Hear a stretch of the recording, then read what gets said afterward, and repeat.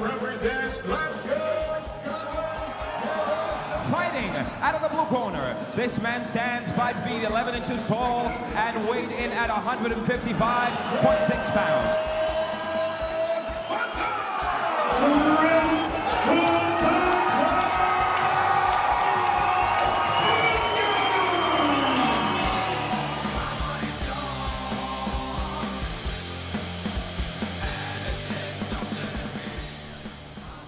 For somebody that's never been introduced to mixed martial arts, it's just every aspect of combat sports known to man. From judo to jiu-jitsu to wrestling to boxing to Muay Thai, anything, all mixed into one crazy universe. Mixed martial arts is a journey, highs and lows, emotions, people you meet, gyms you meet, countries you're in. It's just one big journey and it's fucking crazy. If I didn't do mixed martial arts, realistically, I'd probably be in jail, and sounds terrible saying that, but I was getting into a lot of trouble and maybe I was like more like an angry person a lot, and that's where I'd be if I hadn't met Brian Gallagher in the Scottish Hit Squad. When Chris started, he didn't really work that hard, to be honest. That's the truth. Like when he started in amateur, he wasn't working really hard, and then we'd to like get it out of him. But obviously there was talent there because he was winning fights when he wasn't training as hard as he should be. And now he's just like obsessed. He's like one of the hardest working guys in the room. He's came from like a deprived area and he's made something for himself. He's positive, he's always good with people. The kids and that really like him, you know, like they look up to him. That can only be a positive influence. I kind of struggled growing up. My mum and dad, I wouldn't want to say they're alcoholics, but I mean they like to drink, and we didn't have a lot in the house. There's stuff I look back at and say like, this is what's pushing me on to make it to the UFC. UFC is the pinnacle. If you're a football fan, you want to see your team get to the Champions League. You can't get any higher than that. That's what the UFC is. Me personally, I want to fight the best guys in the world. The best guys. I want to step into the cage and look across at the best guys. I've sparred with the best guys, I've trained with the best guys. I want to beat the best guys. I want people to know when I walk into a room, that guy, he's a tough motherfucker. I'm fighting Nathaniel Ferreira. He's a black belt in jiu-jitsu, and he's saying that there isn't any good jiu-jitsu players in Scotland. I'll say the first round, but I could go to the second, but I'm going to break him and I'm going to send him back to Brazil, crying. When I step in the ring, it's very difficult because it's not a team game. If you play football, you can have a bad day and 10 other players can dig you out, but in MMA, when you're in there, it's just you. It's pretty nerve-wracking at the start, but you need to be confident in preparation. Not cocky, but confident. When I first started, it was the most scariest thing in the world. The more fights I have, the more calm am I. It feels right, everything feels right, the hard work is done, and it's there and then I get to show everybody. My papa is basically the rock in my life. He's been there from day one, like a father and a mother. Even though I've got a mum and dad, but he was just that bit more special, made me the man I am today. He's put his heart and soul into this, you know, he's committed totally, and I'm chuffed with it and I'll back him to the hilt, whatever he does. I played amateur football for years. I used to get a lot of stick. People try to wind me up, try to get me sent off and stuff like that. So I just played this game, and this young boy just hit me. I turned round and I hit him one punch. It was right there, right where that red line is. It happened. I got sent off obviously. I turned round.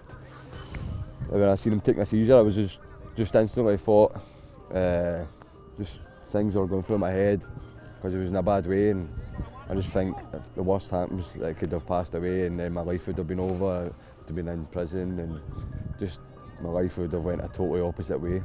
Thank God nothing like that happened, and he made a great recovery. So I did apologise at the time and after it, but I don't think he wanted about it. But so I'm apologising now on camera if it ever gets out. I think that's when he realised he had to get rid of his aggression somewhere else and fully fledged into this cage fighting. So he's into the right job now, he's doing the right sport now to get rid of the aggression, and I'm quite happy with that. And everybody was just basically calling me the bad guy and that, and they didn't really know the real story, and it was this big thread online, and I was getting dogs abuse, and somebody said, you're the bad guy, you should just call that your nickname. That was years ago. I just came away with it for there. So there's a sad story behind it, but that's the truth. Chris is the nicest guy you'll meet. Does loads of stuff for everybody. It doesn't even matter what it is. Like, I've seen him doing charity football matches as well as running charity events. This is what he does, and people don't see that side of him. He's in the right circles to get people to help him do good in the community. Went to a fight show in Falkirk, he was fighting. Kind of caught the buzz for it, and then just got closer through that. So I really like to see his Conor McGregor, but went to MMA, but I'm a bit different, I've got him. He's very close to me, he's more like a brother probably, and a pal now. I look up to him. Not to be cheesy, but he's an inspiration to me. The Barry's a good guy, I know. Fuck off. Full on, mate. I'm very good at FIFA at the thing, but not I mean, but it's alright, other stuff. He's always one of the guys that tells me what I need to hear. No, there's sometimes not what I want to hear, but he's always honest that way. Oh, overhead kick! Oh, come on! That was my last sparring session done at the fight camp. 5-minute rounds with my teammates. 8 weeks of solid work, sacrifices inside and outside the gym and my personal life. All comes down to Saturday. So winning isn't everything, it's the only thing for me. Losing's not an option. It would set me back years, so nothing else matters than a victory. On a Thursday I teach a beginners jiu-jitsu and a beginners MMA. It's actually helped me as a fighter as well, so it's a win-win. But it is satisfying when you see the children getting better, and it's pretty cool to see.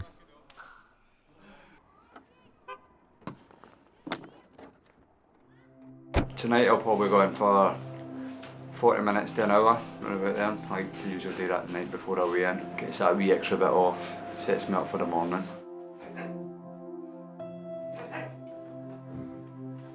Every time I have a sauna the night before I weigh in, it's probably the worst sleep of the year. Just feel sicky, shitty, weak. So basically I've still got 5 kilo to cut. When I wake up in the morning, I'll need to go in a thing called salt baths, what MMA fighters use to cut weight. We fill the bathtub full of Epsom salts. We lie in a bath, roasting hot bath for 20 minutes at a time, and the salt drains the water out my body. Then I go under the covers for 20 minutes and sweat 5 kilos out me. See when he's trying to get that lighter, you can actually see the weight falling off him. He goes for He-Man and fucking Skeletor or something, you know.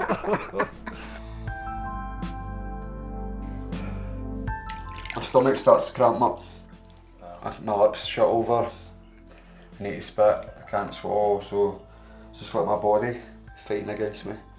2 hours or whatever away from the weigh-in, so there's like 10 litres of water at the end of this tunnel.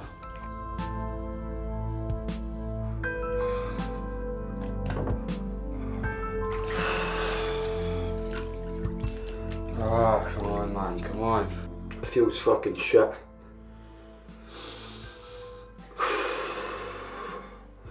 It's like my full body's just already left me.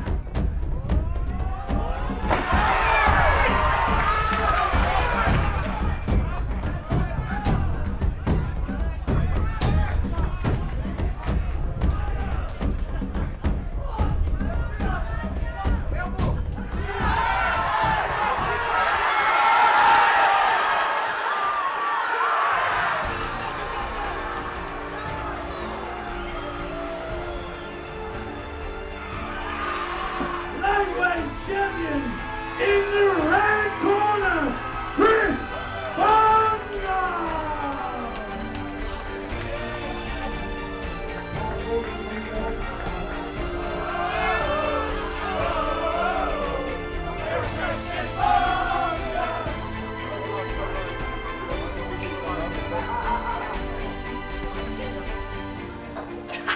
Because I lost a feet, I'm not allowed in the footy. Growing up, I didn't really have any dreams in life. Since I started MMA, it kind of changed my life about. This is only the beginning, and I started it 8 years ago when I was a useless wee boy, and I won't stop until I'm at the top.